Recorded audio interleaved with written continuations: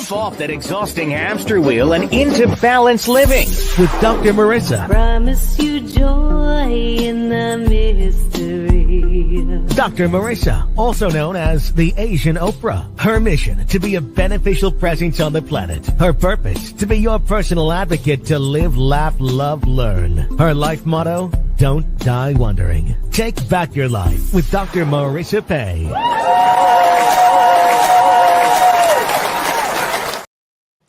And welcome. You're tuned in to Take My Advice. I'm not using it. Get balanced with Dr. Marissa, the morning show here on KCAA, NBC News, CNBC News, and NBC Sports Radio Station, AM 1050, FM 106.5, and streaming everywhere. iHeartRadio, Spotify, Stitcher, iTunes, TuneIn, Audible, Amazon Music, Tiki Live, Rumble, Podchaser, Spreaker, Streaker, and more. And especially live on my YouTube TV channel, which broadcasts every weekday morning. And on that channel, you can get not only the show, which we are on consecutive week 672, actually, I can't say over 12 years now. We're almost at 13 years in May, which is not that far. May 1st, 2012 is when I started this show. I'm so glad that you're here, still going. They said I wouldn't last more than a year because I do not talk about whatever's on the headlines, and Lord knows, every once in a while, I get a peek when it slides, and I'm like, I do not want to talk about that. I want to think about that. And I do advocate sticking your head in the sand when there's nothing you can do about it. So if there's something you can do about it, then by all means, listen and wring your hands and say what's wrong with people, and then go to the solution. But most of the things, if not all these days, are about people, places, and things we cannot control. And we can either ruminate or ruinade or marinade in all of that anxiety, fear, frustration, sadness, depression, or we can choose, as you know, to tune in here, because every weekday morning I will start you with breakfast, taking a bite of my gratitude sandwich. So those are the things that we can appreciate, that we can look on with positivity, which is good for your health. It helps your immune system. And frankly, it makes you feel better. And frankly, it makes you more attractive to everyone around you. So that's what we do here. And it is Monday. And that means it's Mental Health Matters Mondays. So that's the day where I start the week trying to get you to drink the Kool-Aid of how you can be happy, claim your birthright to happiness 88% of the time. Why not 100% happy? Well, folks, if you're 100% happy, you are dead. And I don't want dead people walking or talking or watching. Instead, 88% is a pretty majority of the time. And the 12% of the time gives us some unhappiness so that we know when we are happy.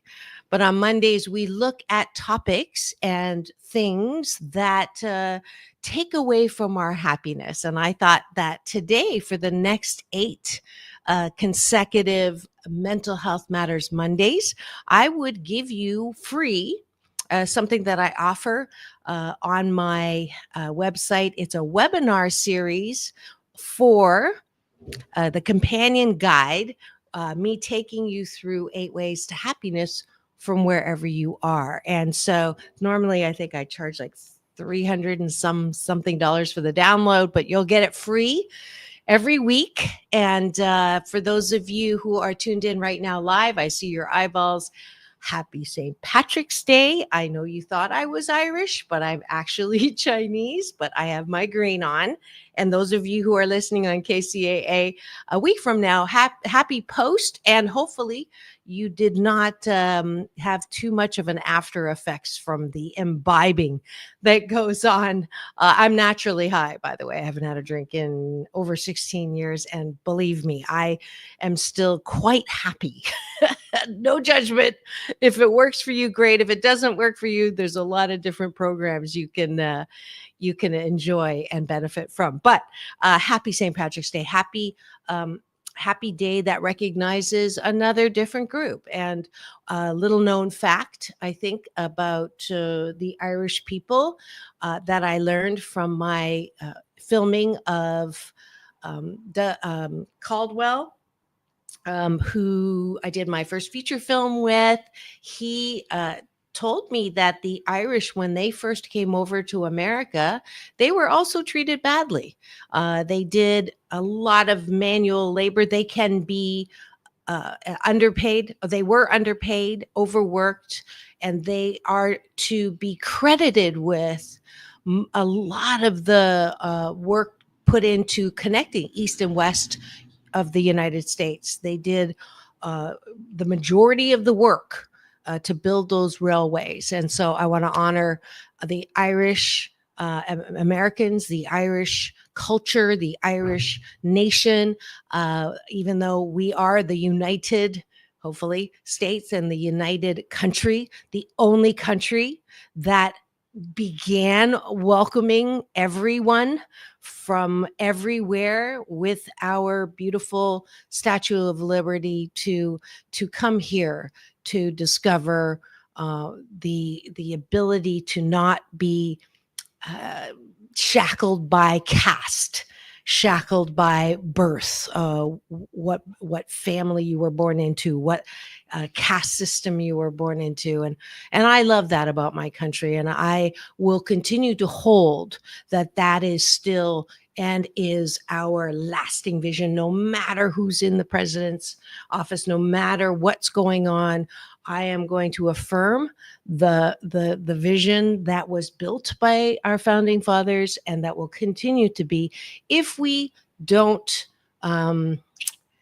fight. I think fighting, I've learned from the law of attraction, is an energy that is, you can't fight against something. You can go for something, and that is the direction, the train I want to get on, not fighting against, which basically stalls any change. Focusing on the vision instead of fighting, the war on drugs, the war on all those things, the war that's going on right now. It's not going to, because you're just activating things against. So I'm practicing what I preach. My breakfast this morning, I am grateful that our founding fathers did, no matter how human they were, the original American credo, mission, dream, one nation under God, and for everyone. That's what I'm looking forward to. That's what I'm keeping focused on, no matter what's going on in the news today. And I am grateful that I have little banana peels on here because I took a tumble on Saturday night. I went to this great vampire ball, which you can see all over my social, and my beloved Ricky Rebel, my co-host for Straight Talk every other week. We went to courtesy of GTK agency publicist Sherry, who is Ricky's publicist. And she was on the show. If you missed that show, just go to my YouTube channel. I went to a vampire ball, my first vampire ball, and it was so fun, and the outfits were amazing, and the makeup and all of that was definitely a first, and you know how I love firsts. And I came back. I drove very carefully from Burbank. It's a long haul from Long Beach on the beach, and there were crazy drivers, and I was really careful. I get out of the car and I'm careful, and I'm like, I'm home, right? And I didn't have a lot in. I just came around that corner to the elevator, and there was just a little tiny patch of water/oil, and I went whooshed up like a banana peel and down and landed on my back. So I have a bruised back. I know I don't have anything broken because I wouldn't be able to do this. And I am going to be seeing a doctor. I was I had an appointment anyways. I had to reschedule, but I'm feeling so much better. Oh my goodness.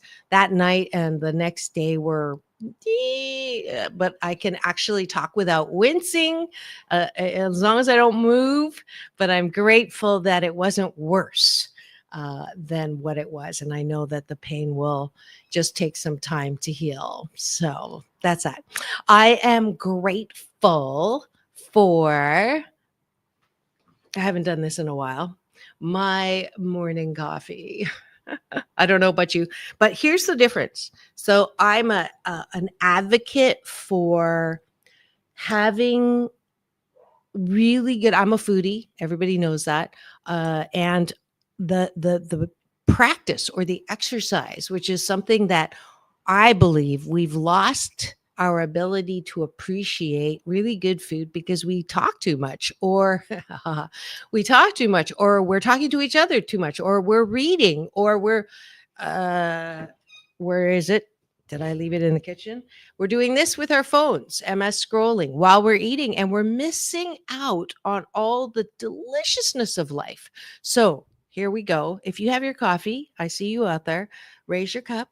And this little exercise, I make my dates do this when we go out for dinner. It's called Be One with Your Beverage or food, whatever. Okay. And this is what you do. You take the sip or the bite.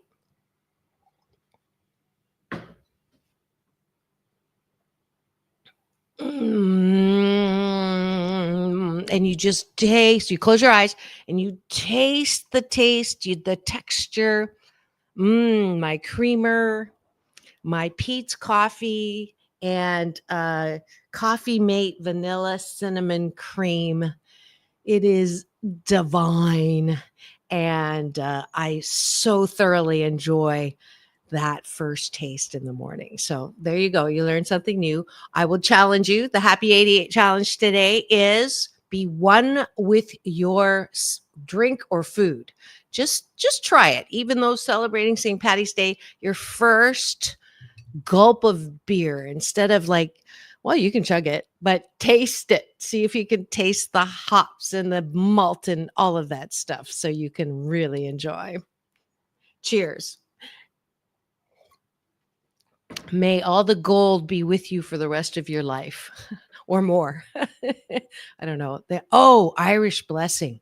Talk about a beautiful song. When I did my 12-year stint with the Agape International Choir, one of my favorite things that happened during COVID was we got to sing the Irish Blessing. So go on YouTube and Google Agape Choir and Irish Blessing. It's one of the most beautiful songs I think I've ever had the privilege of singing. So with the choir, and that's a big thing because I got to sing with Shaka Khan in the choir. I got to sing with Earth, Wind and Fire and NDRE and so many different fabulous, incredible musicians when I sang with the choir. So I'm retired. You know, I love to do new things, and when I do new things, I have to close the chapter in the book of life. So I did that, and my filmmaking career started with the short film, which you can also find on my YouTube TV channel. Please free subscribe and give me the finger, not that one, but this one. And if you haven't seen it yet, PPP, Post Pandemic Possibilities. That was my first short film and came out with a laurel even. So, and the filmmaker, the one that Road to Race, I was referring to, please do watch that too. It's all free.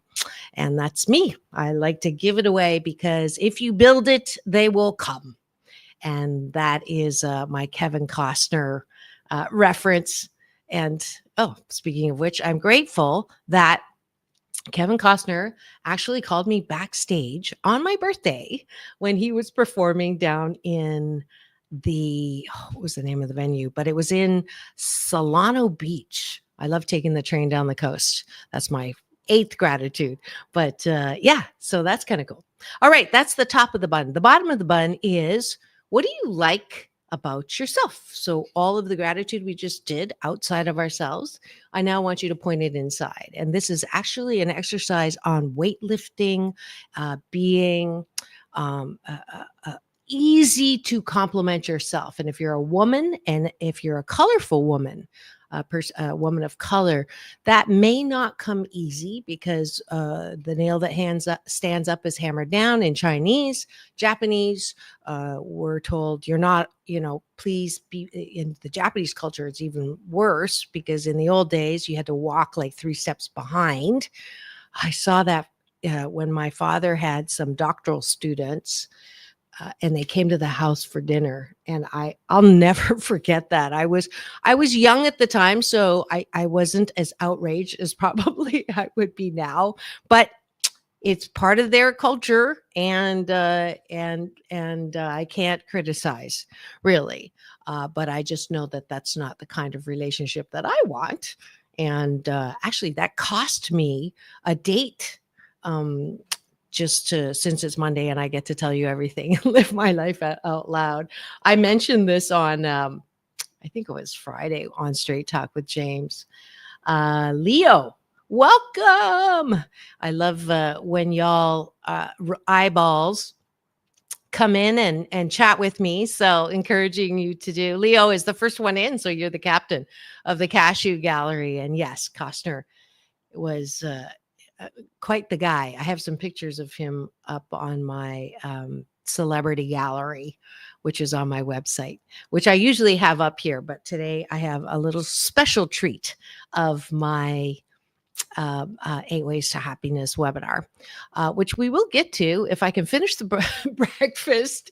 What do we like about ourselves is the question to answer. Leo, what do you like about yourself? And I want you to do this before you go to bed tonight. So the top of the bun, you start the day with gratitude. Bottom of the bun, you end the day with gratitude, turn inwards, appreciation. So instead of saying, oh man, I can't believe that I didn't get that done, or I can't believe that that person insulted me, which will probably run around in your head so much that you can't fall asleep. I would like you instead to think about all the things that you do like about yourself. And if you don't like anything about yourself, come work with me, because I guarantee you, you cannot claim your birthright to a happy life if you don't like yourself. If you can't approve of yourself, how the fork do you expect anyone else to? And if you can't, at the end of the day, say, I did the best that I can with the time that I have and the resources I have, then you're not going to have a good night's sleep. So I really encourage you, if you this year, let's do this year. Let this be the year 2025 when you come to yourself and appreciate yourself. So I like that I am hopeful. I lead with hope most of the time. So with this pain in my back, I can either sit around and go, and then Google all those things that it could be the worst case scenario. I broke something, or I'll never, I'm going to, I've done something to my hip replacement, and be, in pain and focus on the pain. And then the pain will feel worse and worse. Or I can choose the hope side of pain, which is, it takes time to heal. It is a bruise. I did fall. ICBW. It could be worse. I obviously haven't broken anything because I'm walking. I have moments where there is no pain as an ambulance goes by. I can choose that hope on anything, whether it's anytime you hear siren, that is the universe saying, she has a good point, by the way. I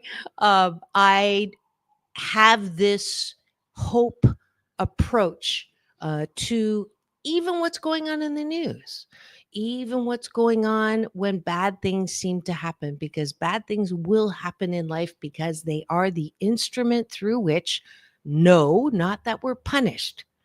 It's the instrument through which we are chiseled into greater and greater good. So a rock without chiseling is just a rock. A rock that has some pain and chiseling is a beautiful sculpture. And that's why I lead with hope. I appreciate my ability to be creative. I been told I do have the gift of the gab, and I do have the gift of writing, and for that I am so appreciative that I do. And just so you know, I haven't always had that. My English teacher in grade 9 said that I was a horrible writer. I kid you not. The book is dedicated to her. I shouldn't say her name.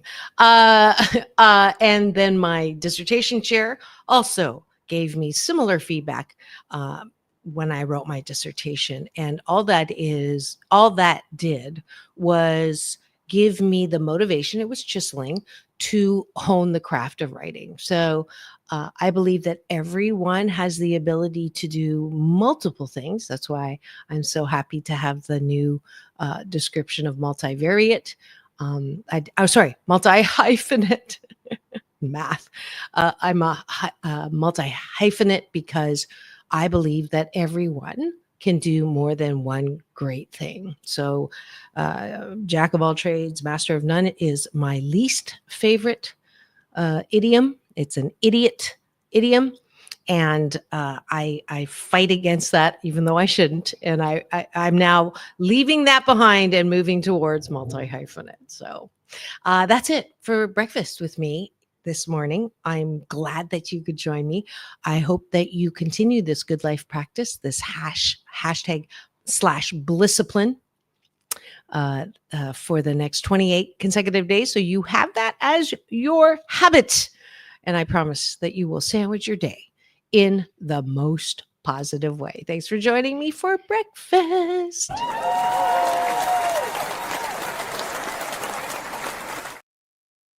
And now we're going to do the topic for today, which is the first chapter in 8 Ways to Happiness. And that is out of loneliness into hope.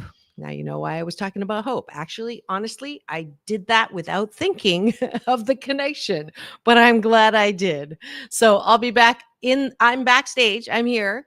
So you chat with me as you listen to me talk, because I'm narrating this webinar, and there's actually people who joined me for chapter 1.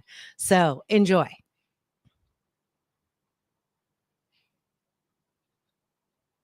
Here we go.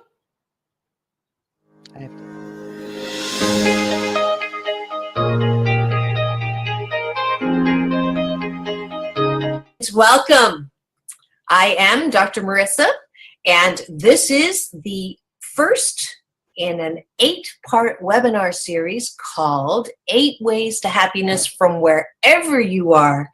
And it's a little bit of a guided tour by the author. Yes, yours truly. And I am so delighted to celebrate this first part 1 of 8 with 4 beautiful inside and out women who are going to be participants and have questions that I will answer for anyone, so that you can also follow along while you're listening. And I'm sure you'll have similar questions to ask. And for those of you who haven't picked up the book yet, I encourage you to do that. It's called 8 Ways to Happiness from Wherever You Are. And it is a book they're calling self-help on steroids, and a cross between I'm okay, you're still okay, and don't sweat the small stuff and the big stuff. And a short, why did I write this book? I wrote this book because I knew that after several years of doing all the things that I was supposed to do, I was not happy. And for those of you who grew up with the American dream or Cinderella, you know, Cinderella says that you live happily ever after you find that one. Well, my one turned out to be a frog that never turned into a prince, and he hopped away with my fortunes. And then on the other hand, there's the American dream, where you think that if you go to the right school, get the great job, get married, have 2.2 children, buy a nice house or two, buy a nice car or two, go retire, do vacations, and leave your toys to your kids, that you're supposed to be happy. And as we've seen, status and money in the news with Anthony Bourdain and Kate Spade, money and things do not necessarily make a happy life. A lot of us actually have the antithesis to the American dream, called the American nightmare. And that is, you go to that good school, you end up in a great job that you hate, but you don't want to leave because of the money. Or you get laid off, or somebody made off with your 401k or the millions that you have saved. And so that, and your children are addicted to drugs, or you are addicted to drugs, your parents are sick and don't have enough health care, you get sick and don't have enough health care. That is what I'm calling the American nightmare. So I am like everyone else who also has this distinction of having a dysfunctional past or trauma in their lives. And in fact, psychology research says it's as high as 7 out of 10. And Oprah, my honorable moniker as the Asian Oprah, says that it's as high as 8 out of 10. So what I found really interesting is a lot of us who've had past trauma, why are we thinking that we are damaged goods, and why, we work really hard to try to overcome that past, and we'll never catch up, and we'll never get ahead, or we're always worthless or not good enough as we were taught growing up. And I began to think too, why is the majority of us feeling like we're damaged, and we're the majority? So all of these factors led me, along with my own experience with my own past abuse, as well as a difficult divorce and a not great marriage, which was understandable, trying to fix my issues from the past. And not surprising, I am a psychologist, but I have a PhD in organizational psychology, not clinical, because I don't have enough patients. But all of those factors led me to my knees, to a place where I had to say, I am not happy. I'm not happy 88% of the time. I'm not happy 50% of the time. And then I lost a $200,000 project so that I had time to write this book. So 8 Ways to Happiness from Wherever You Are is a handbook with exercises so that if you go through and work with this book, you will never hate yourself the same way again. And today, for part 1, we're actually going to go through chapter 1, and I'm going to highlight some of the ways I'm giving you a piece of my mind, that piece, and some exercises that often keep people stuck in loneliness. And loneliness is one of those common unhappiness factors. So I don't know about you, there are some times when I just feel, or even if I'm not alone, I feel lonely. I feel like I am, on that desert island, or I want to be on that desert island. I don't like you. I don't need people. Screw everyone. Usually after someone's done something to me in my head or in real life. And so I leave and say, I can live on an island. So a self-imposed island of loneliness. And so I'm going to pause here and just ask my participants, does any of this sound familiar to you? And feel free to unmute and then tell me what I said. Does anything resonate with you? So that way we can sort of get other people's experiences. So who would like to chime in? And just say your name, and then you can give your answer. Okay, Mary. Hi, Mary. Yes, so yeah, it's true. We try to live the American dream, try to be perfect. But in reality, no one's perfect, and that's how we end up getting hurt or thinking that we're supposed to be someone that, we were told we were supposed to be. Right, exactly. Callie? I definitely resonate with the loneliness piece of it. Sometimes feeling like I'm on a deserted, lonely island, and I don't like feeling like that ever. Mm-hmm. Mm-hmm. So tell me what it feels like when you are on that island. Describe to me sort of the feeling of it. Is there a color? Is there a taste even? Or just actually, let's do this as a group exercise. If everyone would put their palms up in their lap, feet on the ground, eyes gently closed, and take a deep breath in through the nose and release through your mouth. And just for a minute, and this is one of the exercises in the book, I'd like you to just put yourself in that place of loneliness and tell me how you're feeling, what you're seeing, any experiences you're having. So, and if you were in a happy place a second ago, I apologize, but I'm doing this for a reason. I would like us to practice getting out of that. So the way to get out of that is you have to be in it. So I want you don't have to go all the way down, but kind of, think back to the last time you felt like this. You felt lonely, you felt abandoned, you felt like it was you against the world, and just sort of give me a sense of how that feels. Scary. Scary?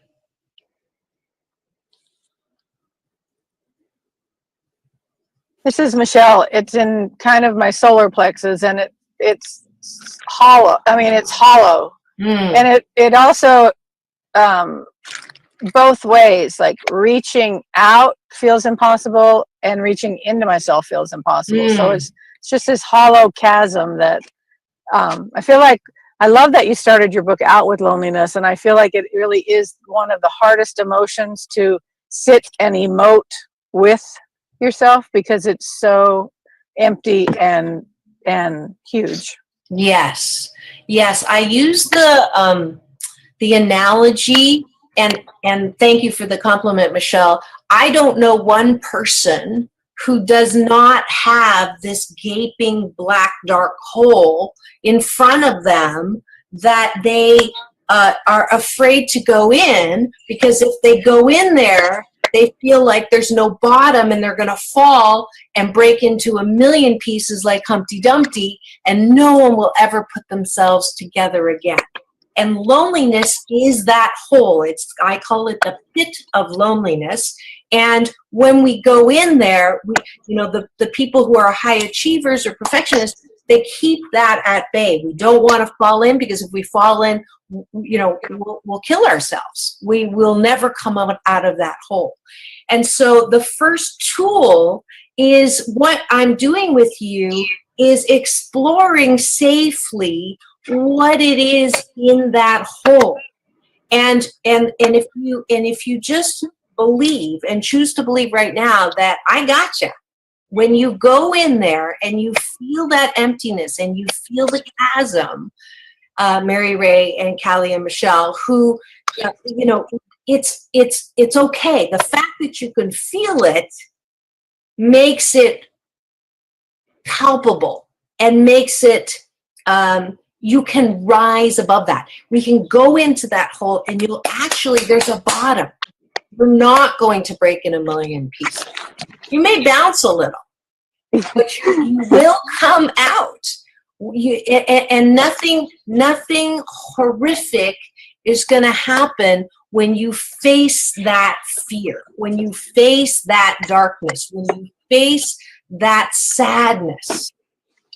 So part of the healing starts with, there is a bottom of the hole, and there are sides to the hole, and we can come out of the hole. Do you believe me? Yes. Yes. Okay, good. Because that choosing to believe that is the first step in getting out of the hole. Okay? So um, Einstein, wise guy, brilliant guy, he said, the most important question that a human being has to answer is the universe friendly or not?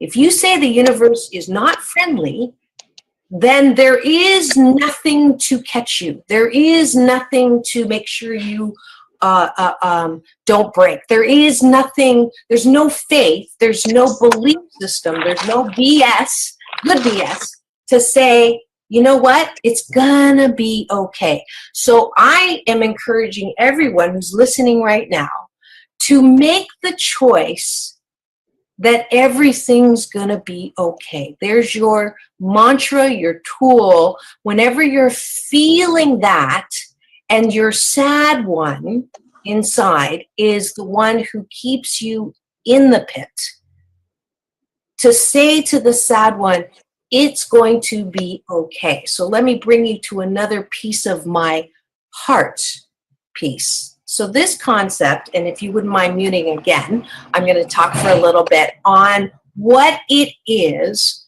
to feel the depths of the feeling. What we get mixed up because we have voices that kind of take over and keep us in that place of loneliness. So let me give you the voice that keeps you. The strongest voice that keeps you is two of them. It's the sad one and the critic. So the critic is the one who's internalized every horrible thing that was ever said to you. So the 7 out of 10 that I talked about, or 8 out of 10, have had people who have said to them, and mine was my mom. And so I named my critic Rose. Guess what my mom's name was? So I want you to think about who your critic is right now, and who you've internalized. So my Rose is actually worse than my mother ever was. She says to me whenever I feel lonely or alone and I want to be on that island and away, I say, the critic, my Rose says, yeah, you better stay away. You better keep yourself away because you're not good enough. You're not important.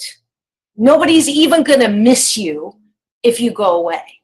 They're not even going to notice. You could be like dead in your bed for 5 days and nobody would come because you're not worthy.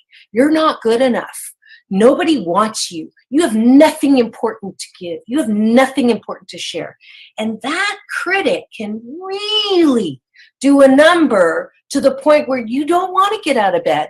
You don't want to get up. You don't want to try. You don't want to do anything that you know you could or should or want, or that balance-centered you, who is your actual name.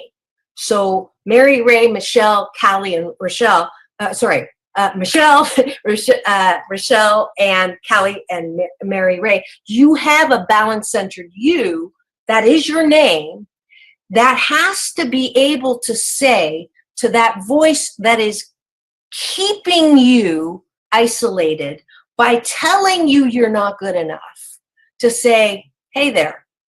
Yeah, I'll do it with you with Rose.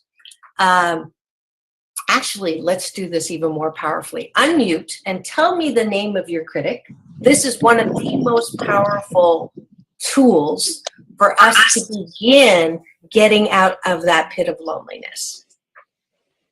Okay, for Michelle, me, what is your critic's name? Joy.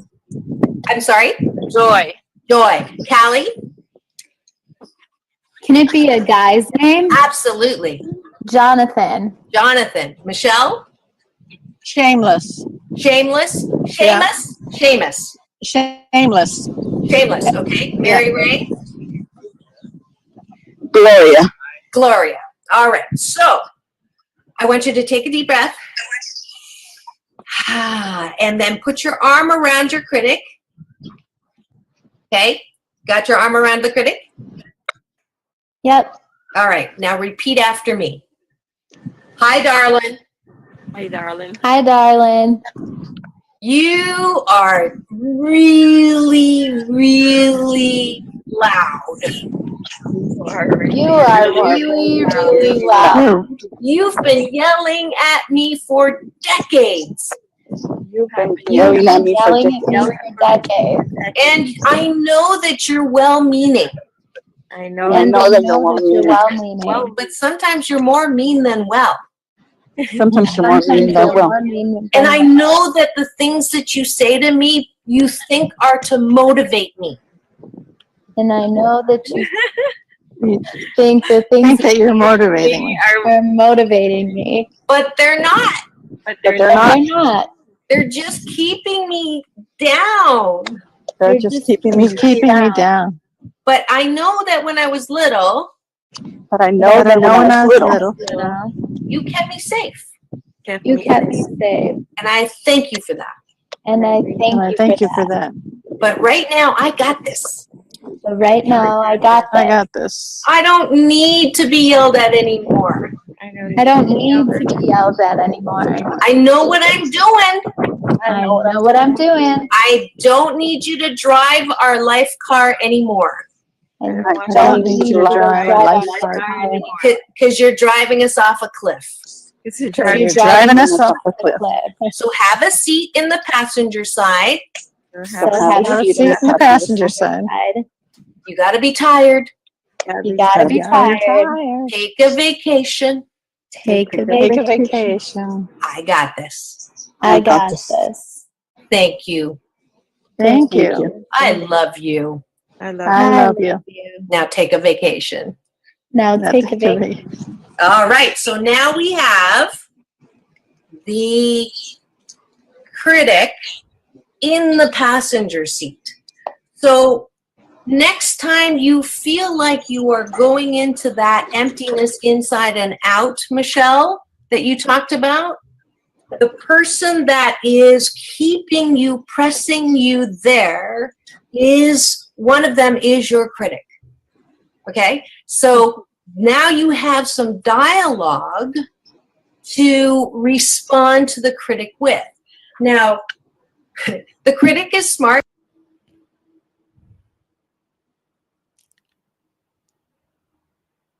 All right. Let me adjust this here. I hope you enjoyed that. Let's give myself a little applause.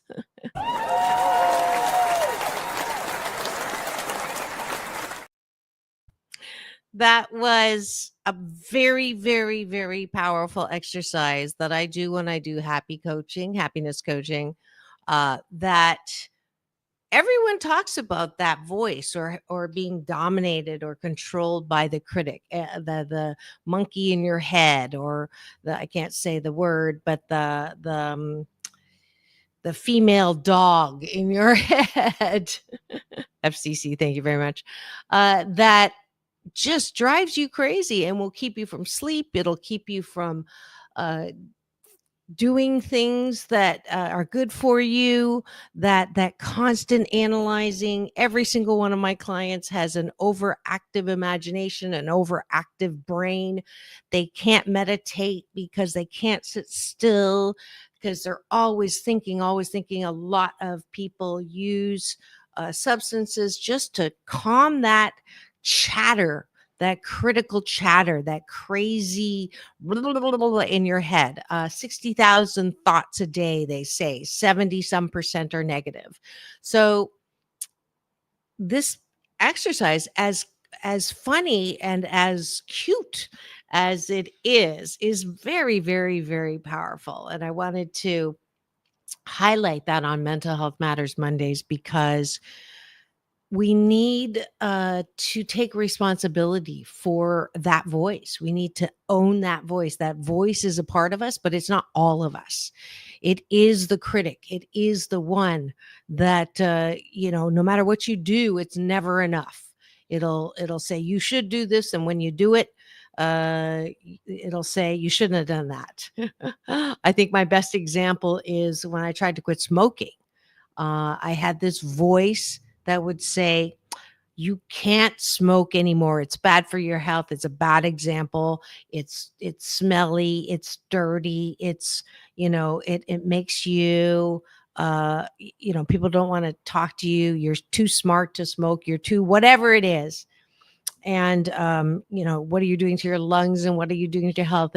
And so logically, it's like, yes, I promise, I swear, okay, you're right, to the voice, I will not have another cigarette ever. This is it. This is the last cigarette. Done. And then there's an affirmation. Plane just went by. And then the next minute or so, that same voice.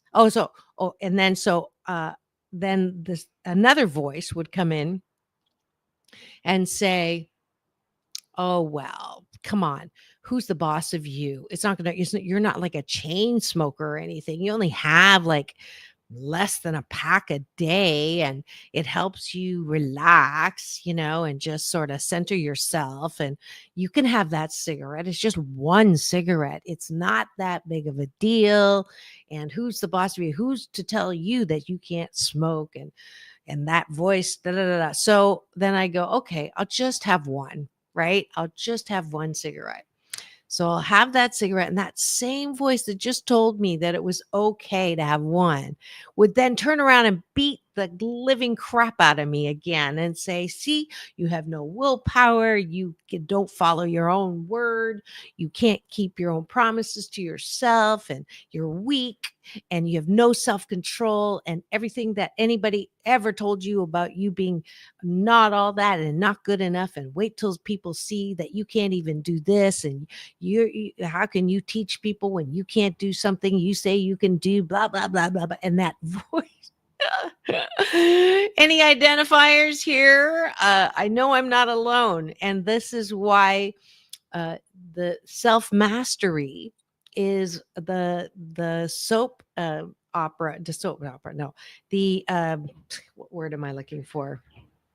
The soapbox platform that I really have been using this past year, turning up the volume on self-mastery. It's so important to be able to soothe yourself. It's so important to be able to make choices and focus on things that are good for you, that are useful for you, instead of just giving way to that part of you that is never happy. The critic is never happy. Nothing you ever do will be good enough or enough for the critic that resides within you. And that's why it's so important to know that you are not that critic. You are the boss of you. You are integrated whole, but the critic is a part of you. And when we come back from break, we'll talk about balancing out all that negative part of the critic with some positive stuff. Don't go away. We'll be back in 2 and 2. As Chuck Woolery used to say, bless him, he's there with my bonus mom now on the other side. But I say peace in, peace out, world peace through inner peace. Don't go away. I'll be right back.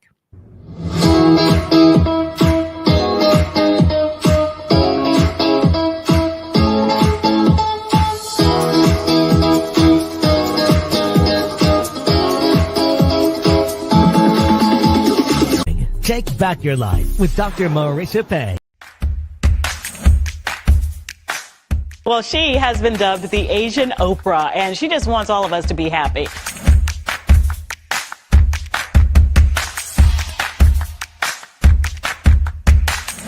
Dr. Marissa, aka the Asian Oprah, says the most important thing you can choose is choosing to be happy. You are tuned into my weekly talk radio TV show called Take My Advice. I'm not using it. Get balanced with Dr. Marissa.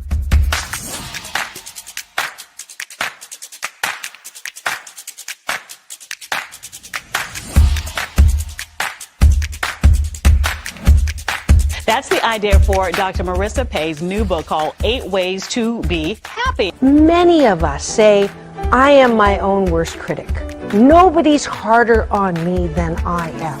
And my response to that is, stop it! Why are you doing that to yourself? You have to be your biggest fan, because if you can't at the end of the day say, I did a good job, who is? We don't have to constantly be angry at the things that are wrong. Why don't we choose to be happy about things that are right? We have the choice. That's our muscle. And life is so amazing if we can see it.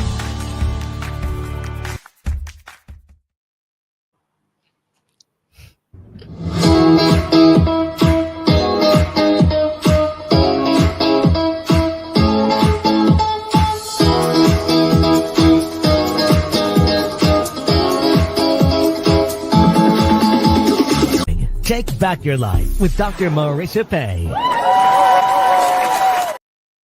And we're back. You're tuned in to Take My Advice. I'm Not Using It. Get Balanced with Dr. Marissa, the morning show here on KCAA, NBC News Radio, home to the Asian Oprah, AM 1050, FM 106.5, streaming everywhere, iHeartRadio, Spotify, and of course my YouTube TV channel, which I actually am live every weekday morning. And then it goes to KCAA a week later. But those of you who are tuned in live today, happy St. Patty's Day. As you can see, I know you thought I was Irish, but I'm actually Chinese. But I do love celebrating anything and everything, and definitely want to honor the Irish culture and the Irish people for all the work they did when they came to America in the first place, and building the majority of the railroad on this end, and then the Chinese and Japanese were on the other end of the coast in connecting East and West. And we're just acknowledging all of the contributions from all of the diverse backgrounds and heritages that make us the United Nation, the only country that was founded on loving and valuing diversity. Hint, hint. And today is Monday. So we are doing Mental Health Monday Matters. And we talked about loneliness and hope and not overcoming, but you heard from my webinar that I played for the first part of the show, the importance of harnessing, acknowledging, and dealing with your inner critic. And everybody has one. I know one woman who I interviewed who said she did not have that voice. And I was kind of surprised. Because I've never met anyone who doesn't have that internal voice that talks at us, not kindly most of the time.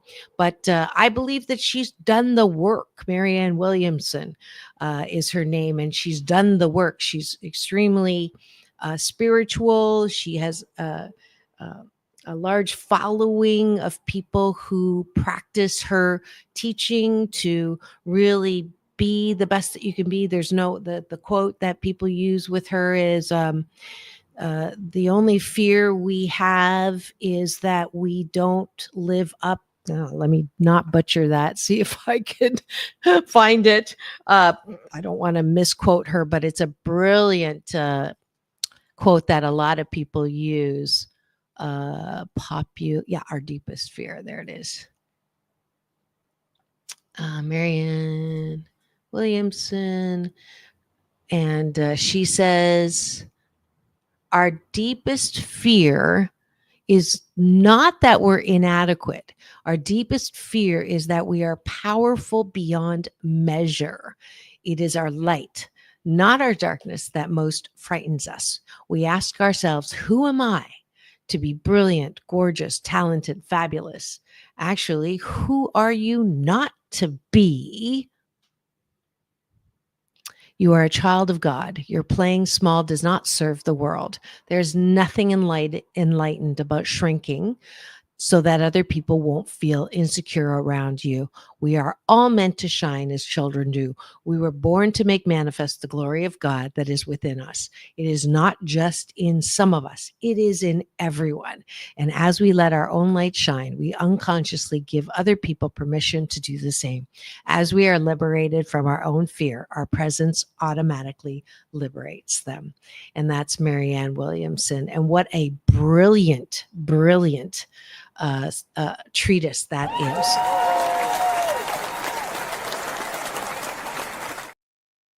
So she with that saying encapsulates the message for today, is that your critic will keep you playing small, because every time you venture out to do something, it will bash you in the head, and it will collect criticisms from the past to keep you small, keep you down, keep you feeling insecure. Your critic, on the other hand, though, is, as I say, there are some people who will say, kill your critic, throw your critic onto the 405 and put it in the trunk of your car. And I don't say that, because the critic is also, flip side, balance, the part of you that protects you. If we didn't have our critic, we would all have third-degree burns on our hands as children, putting our hand on the stove. We would all be run over, running into the street. So the critic, the flip side to everything in us, has benefits and consequences. The benefit is it did protect us. So I don't want us to kill our critic, but I do want us to acknowledge that we are not our critic. And when we put our critic in the passenger seat, we can then take ownership. We can be in control of our own driving. We can drive our life car, not over a cliff, not into the center divider when we're feeling bad and lonely, but instead we can drive our life car and go to the next incredible stop on this joyride called life. And that is my final word on Take My Advice. I'm not using it. Get Balanced with Dr. Marissa, the morning show, and my special Monday series, Mental Health Matters Mondays. I hope you have a little tidbit to take with you to go and have the best day ever, because life is way too short, especially Mondays. It's Monday. It's Monday. You have an entire 24-hour days to 24 hours today to live, love, laugh, learn, celebrate. If you're listening live right now for St. Patty's, and you can celebrate after the fact that it's the week after St. Patty's Day. There's no quota on being happy. All right. Tuesday, we have Tuesday Talent tomorrow. We have Wednesday, Doctors in the House. Thursday, Throwback Thursdays. Friday, Straight Talk. This week it'll be James Hawthorne. So wait, is it James Hawthorne? It'll be Ricky Rebel. And we'll talk about the vampire ball where we were at and show you some great pictures. But I'm so glad that you have been able to join me. And this is Dr. Marissa, and we are absolutely... it is a past guest coming on tomorrow. You will not want to miss. T.M. Garrett is launching his next book tomorrow morning, and he is the one who was former head of KKK in Europe, and he's now, I think he converted to Judaism, and he is a wonderful activist now for peace, and offers a service to remove the swastikas, the tattoos, from his for anyone who has decided, like he did, that life is way too short and we should not be hating each other in the extreme. So make sure you tune in tomorrow morning. It's all about balance, peace in, peace out, world peace through inner peace. Now go and have the best day ever. We'll see you tomorrow.